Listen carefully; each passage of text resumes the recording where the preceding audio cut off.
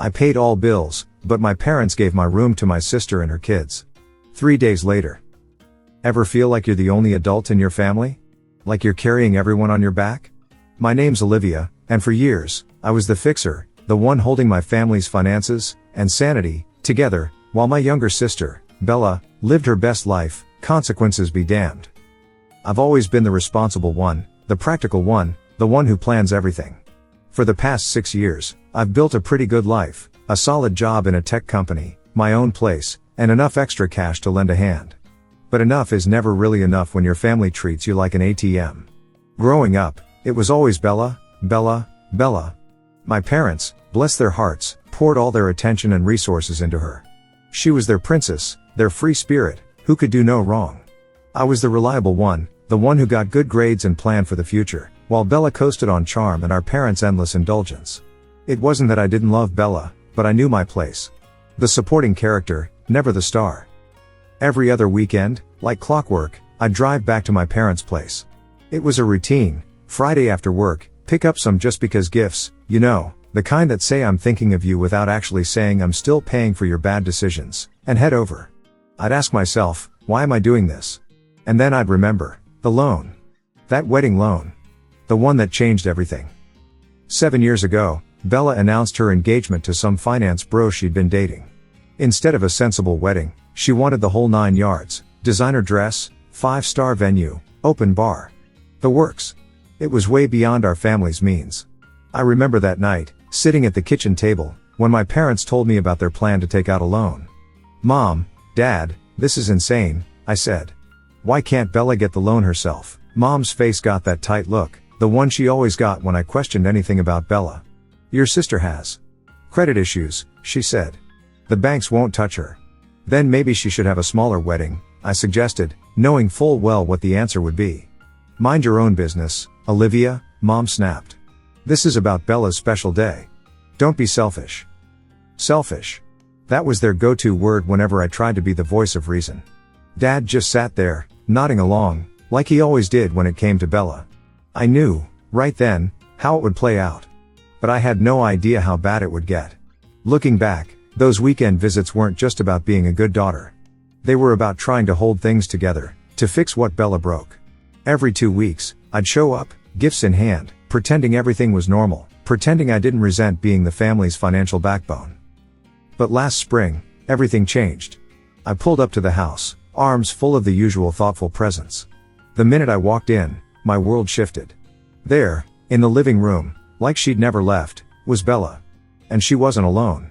2 little kids I'd never met were playing at her feet. It was like a punch to the gut. My sister, who'd vanished without a trace, blocked me on everything, ignored every email I'd sent about the loan. She was just there, acting like nothing had happened. And our parents? They were beaming at her, like she was some conquering hero, not someone who'd abandoned them to financial stress.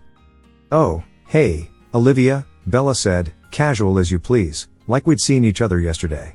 Then, she yelled towards the kitchen, Mom, I'm starving. Is my favorite lasagna ready yet? I stood there, gifts feeling heavy in my arms, watching my parents' faces light up at Bella's demanding tone. Some things, it seemed, never changed. But others were about to change in ways none of us could have predicted. Dinner was surreal. Mom fussed over Bella, making all her favorite dishes, while my little gifts sat forgotten. Dad couldn't stop grinning at his grandkids, my niece and nephew, I guess, playing in the living room.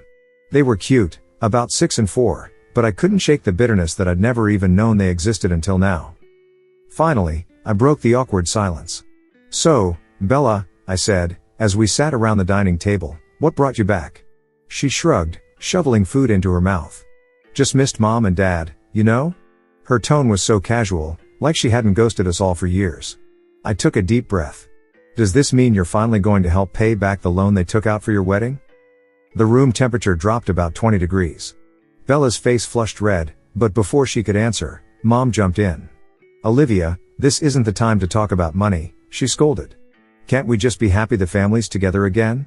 I wanted to scream. Together again? What about the past 6 years, when I was the only one keeping them afloat? Every month, without fail, I'd been sending $1,800 to cover their bills and groceries, because they couldn't manage after paying for Bella's extravagant wedding. But sure, let's not talk about money. The rest of the weekend, I was invisible. Mom and Dad were totally focused on Bella and the kids. I might as well have been furniture. Before I left on Sunday, I caught Bella alone in the kitchen. "How long are you planning to stay?" I asked, trying to sound casual. "Oh, not long," she said, waving her hand dismissively. "Ethan's waiting for me back home. We just needed a little getaway." Ethan. Her rich husband, who supposedly controlled all their money so tightly she couldn't help pay back the loan her own parents had taken out for her. The same parents who were now treating her like royalty. As I drove back to my apartment, my phone buzzed. A text from Mom. "Bella sent us pics of her amazing house. You should see the kitchen, it's huge." I gripped the steering wheel tighter, fighting the urge to reply, "Maybe she could sell that huge house and pay you back for her wedding." But I stayed silent. I always stayed silent. The next few weeks were a blur of calls from Mom, each one gushing about Bella, her house, her clothes, her kids. Every conversation felt like a twist of the knife. The daughter who'd abandoned them was suddenly the star, while I, the one who'd been supporting them for years, barely got a mention. When I arrived at my parents' house that next weekend, something felt off before I even opened the door. Mom and Dad's cars were there, but they didn't greet me like usual. Instead, I found them in the living room, looking troubled. "What's wrong?" I asked, putting down my purse. "Did something happen?" Mom barely looked at me. "Bella and the kids will be here soon," she said. "They're staying for a few days. We need to get the house ready." I forced myself to take a deep breath. "Okay, but please don't touch my room. I need somewhere to stay when I visit." I looked directly at Mom. "Promise me you won't give away my room." "Of course not, sweetheart," Mom said, crossing her heart. "I promise." The next 2 months flew by. I landed a massive project at work, earning praise from my boss, but leaving zero time for family visits. My calls with Mom became shorter, more distant. She was busy, too, though I'd later learn what that really meant. Finally, after crushing the project and getting a hefty bonus, I decided to surprise my parents with an extended visit. I splurged on gifts, a fancy espresso machine for Mom, a top-of-the-line tool set for Dad. After 2 months away, I was actually looking forward to spending time with them. The moment I walked through the door that Friday evening, I knew something was terribly wrong. Bella's kids' toys were everywhere. Mom's face went pale when she saw me. "Olivia. What? What are you doing here?" The question hit me like a slap. "I came to visit. Like I have for the past 6 years?" "Oh," Mom replied, looking uncomfortable. "We weren't expecting you." Bella emerged from the kitchen, smirking. When I presented the gifts, she rolled her eyes. "Always trying to show off, aren't you, Olivia?" I ignored her and asked, pointedly, "When are you heading back home?" Bella smirked wider. "I'm not. Ethan and I are divorced. This is home now." The espresso machine nearly slipped from my hands. Divorced? The supposedly perfect marriage that had justified all those loans and sacrifices was over? And she was moving back in with our parents, who hadn't even finished paying for her wedding. But the worst was yet to come. After dinner, I headed towards my room, only to be stopped by Mom's nervous voice. "Honey. About your room. We gave it to Bella. And we turned her old room into a nursery for the kids." The world tilted. "You promised," I whispered. "You promised you wouldn't touch my room." "Don't be so dramatic," Dad cut in. "We cleared out the linen closet for you. Put a cot in there and everything." A closet. They'd moved me to a closet to make room for the daughter who'd abandoned them, the daughter whose debt they were still paying, the daughter I'd been supporting them to support. A closet. My voice came out eerily calm. "You're moving me to a closet after I've been helping you with bills for 6 years?" I turned to my sister. "What about work? How are you planning to contribute?" Bella lounged on what used to be my bed, examining her nails. "I don't need to work. Ethan's paying good alimony. Enough for me and the kids." "And what about Mom and Dad's expenses?" I pressed. "The utilities for 3 more people? The groceries? The loan they're still paying off for your wedding?" "Mom and Dad don't mind covering that," Bella shrugged. Right on cue, our parents nodded like bobbleheads. I felt sick watching them. "They don't mind because I've been sending them $1,800 every month," I said, through gritted teeth. "Money that's apparently been supporting you now, too." Dad's face darkened. "That's enough, Olivia. You're being selfish and arrogant. The closet is perfectly fine for your visits." "Selfish?" I laughed, a bitter, hollow sound. "I'm selfish for sending you money every month while she," I pointed at Bella, "disappeared for years after sticking you with her wedding loan?" "We're tired of your tantrums," Mom snapped. If you can't accept this situation, maybe you should leave. Bella's smug smile was the final straw. I looked at their faces, my father's disapproval, my mother's dismissive anger, my sister's entitled satisfaction. And something inside me finally broke. Without another word, I turned and walked out. Not just out of the room, or out of the house, but out of their lives. They didn't try to stop me. Back in my apartment, I opened a bottle of wine and pulled up my banking app. The monthly transfer to my parents' account stared back at me, $1,800, scheduled to go out in 3 days. My finger hovered over the cancel button. All these years, I'd been the responsible one, the good daughter, the one who helped without complaining. And what had it gotten me? A closet to sleep in and a family that preferred the daughter who'd abandoned them. I took another sip of wine, thinking about all the times I'd bitten my tongue, all the times I'd sent money while Bella lived in her fancy house, showing off her perfect life on social media, all the times my parents had dismissed my concerns and catered to her whims. The choice was clear. With a decisive tap, I canceled the recurring transfer. Let Bella help them now. Let her deal with the bills and groceries. Let her face the reality of the debt she'd dumped on our parents. I was done being the family ATM. Update 1. A month passed in silence. No calls from mom about Bella's latest purchases, no messages about the grandkids' cute antics. Nothing. I threw myself into work, trying to ignore the hollow feeling. But I couldn't completely disconnect. Social media became my window into their world, a window that showed me exactly where I stood. Mom's Facebook was filled with photos, my beloved daughter and her beautiful children. Bella and mom baking cookies. Bella and dad at the park with the kids. Happy family moments that didn't include me. Each post was a twist of the knife, but I refused to look away. I needed the reminder of why I'd made my decision. Then came the call I'd been expecting. Why hasn't the money come through? Mom demanded, without even a hello. Her voice was sharp, accusatory. I kept my voice steady. I canceled the transfers. The silence on the other end was so long, I thought she'd hung up. Then, you what? I canceled them, I repeated. I'm not going to help anymore. You can't do that. Mom's voice rose to a shriek. We need that money. How could you be so selfish? I almost laughed at the familiar accusation. Selfish? I've been supporting you for 6 years while Bella lived in her fancy house and posted pictures of her shopping sprees. Let her help you now. She has children to take care of. Mom's voice cracked with anger. You ungrateful little. After everything we've done for you. Done for me? Now I did laugh. Like moving me into a closet? Or taking out a loan for Bella's wedding that you're still paying off? Or maybe you mean ignoring me for years unless you needed money? You're just jealous of your sister, Mom spat. You always have been. You're being cruel. And I hung up. My hands were shaking, but not from guilt. For the first time in years, I felt in control. The text messages started almost immediately. Bella came first, you jealous thing. You've always hated that mom and dad love me more. You're just bitter and mean. I deleted it without responding. Dad's message was shorter, your mother is crying because of you. I hope you're happy. Happy wasn't the word.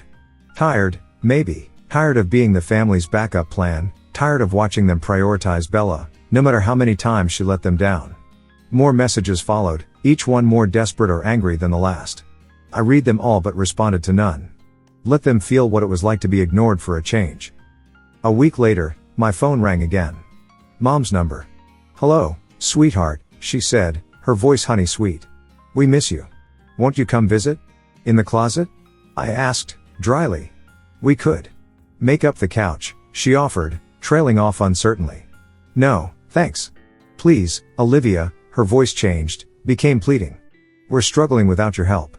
The bills are piling up, and that's not my problem anymore, I cut her off. You chose this when you kicked me out of my room for Bella. Again, Mom started crying over the phone, those manipulative sobs I'd heard so many times before when she wanted something. You're being so cruel, Olivia. We're your parents. We need help with the bills. The loan payments. The loan payments for Bella's wedding, I reminded her. The wedding she stuck you with and never helped pay for. Why don't you ask her for help? She has children to support. Mom's voice turned shrill again. With Ethan's alimony, I countered. The alimony she brags about but won't share with you. Face it, Mom, she's using you again, and you're letting her. That's not true. She's changed. I shook my head, even though she couldn't see me. No, she hasn't. But I have. I hung up again, blocking their numbers this time. I was done with the guilt trips, done with the manipulation, done with being the family's financial safety net while being treated like an unwanted houseguest. That night, I opened my laptop and started researching housing options. The money I'd been sending my parents each month would make a decent down payment on my own place. It was time to invest in my future instead of subsidizing their poor choices. Update 2. A week later, Bella somehow got through to me, using a different number. "You're killing them, you know," she said, her voice dripping with accusation. "They can barely afford groceries now." "Funny how that wasn't your concern when you stuck them with your wedding loan," I replied, "or when you disappeared for years. That was different." She practically shouted. "I had problems with Ethan. And now you have alimony," I cut her off. "Use it to help them. That's for me and my kids. And their money is for you and your kids, too, right? Just like their house. And my room." The bitterness in my voice surprised even me. "You know what's really killing them, Bella? You are. You always have been. You just never had to face it because I was cleaning up your messes. You're just jealous because they love me more," she spat. I laughed. Genuinely laughed. "You're right, they do love you more. They always have, and they always will. But love doesn't pay the bills, does it? That was my job. And I quit." I hung up and blocked her new number, too. Let her figure out how to support herself for once. Let her learn what it means to be an adult. My real estate agent called that afternoon. She'd found the perfect condo, within my price range. As I scheduled a viewing, I realized I felt lighter than I had in years. The weight of my family's expectations, their constant demands, their perpetual favoritism. It was all falling away. I was no longer the responsible one who had to fix everything, no longer the second best daughter who had to accept whatever scraps of attention they deigned to give me. I was just Olivia. And for the first time in my life, that felt like enough. Word travels fast in families, even when you're not speaking to them directly. My cousin, Emily, called me one evening, her voice hesitant. "I thought you should know," she said. "Your mom's been telling everyone that you abandoned them, that you're punishing them for helping Bella in her time of need." I snorted. "Is that what they're calling it now? Helping Bella? They're working double shifts," Emily continued. "Your dad's exhausted. Bella's still not working, just spending her alimony on shopping and fancy lunches with friends. And the kids? Your parents are basically raising them while Bella goes out. She says she's healing from her trauma or something. Same old Bella, different excuse." "You know what's funny?" I said, staring out my apartment window. "For 6 years, I sent them money every month. I visited twice a month. I was there for every holiday, every birthday. But the moment Bella showed up, I became disposable. They literally put me in a closet, Emily." "I know," she said softly. "It's not right. No, it's not. But it's not my problem anymore." After hanging up, I went to look at the condo again. It was perfect, 2 bedrooms, a modern kitchen, and, most importantly, it was mine. No family drama, no guilt trips, no being shifted to a closet to make room for someone else. I made an offer that evening. The next day, Mom somehow got through to me, using Dad's work phone. "Your father's back is getting worse from all the extra shifts," she said, not bothering with a greeting. "We really need your help, Olivia." "What about Bella's help?" I asked. "Is she still going out shopping while you two work yourselves to death?" Mom's silence was answer enough. "You know," I continued, "I just put an offer on a condo. The down payment is coming from the money I used to send you. The money you used to support Bella and her kids while treating me like an unwanted guest. How can you be so heartless?" Mom's voice cracked. "We're your parents. Yes, you are. And Bella's my sister. But I'm done being the family bank while you treat me like I don't matter." "Of course you matter," Mom protested. "We love you." "No, Mom, you love what I could do for you. There's a difference." I could hear her starting to cry again, but this time, it didn't affect me. I'd grown immune to the manipulation. "I have to go," I said.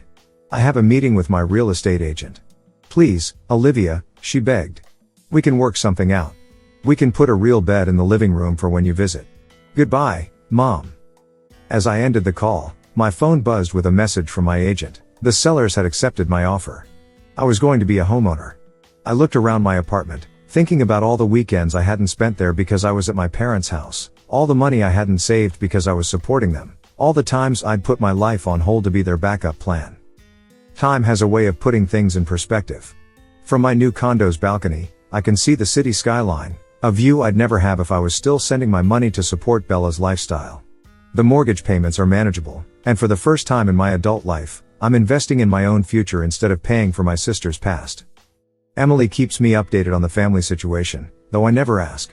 Bella's still living with our parents, spending her alimony on designer clothes and spa days, while throwing occasional scraps towards her kids' expenses. Mom and Dad are working extra shifts, their faces showing the strain of supporting 3 additional people well into what should have been their easier years. They finally paid off Bella's wedding loan, the debt that started this whole mess. The irony isn't lost on me that they finished paying for a marriage that didn't even last. I heard Mom told Aunt Judy that they could finally breathe easier, but then immediately complained about how their ungrateful younger daughter had abandoned them in their time of need. Your mom was showing everyone pictures of Bella and the kids at Sunday dinner, Emily told me during our last phone call. She kept saying how at least one of her daughters still cares about family. I just smiled. How nice for her. Don't you want to tell them about your new place? Emily asked. Show them you're doing well? No, I replied firmly. They don't get to be part of this. They don't get to see what I built for myself after they tried to stuff me in a closet. I haven't given anyone my new address, and I plan to keep it that way. I can just imagine their reactions. Mom's thinly veiled criticism about how I must think I'm better than everyone else now, Dad's disapproving frown, Bella's jealous comments about how I'm showing off.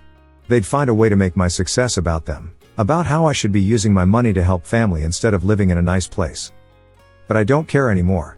Let them talk. Let them complain to relatives about their cruel, selfish daughter who refused to keep subsidizing their poor choices. Let them work those extra shifts while Bella lounges around their house, playing the poor divorced mother role to perfection.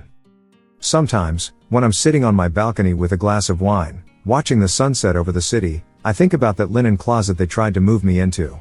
It was their final gift to me, really, the push I needed to break free, to stop accepting scraps of their attention while giving them everything I had. It was the moment I finally chose myself. And that, I realize, is the best revenge of all.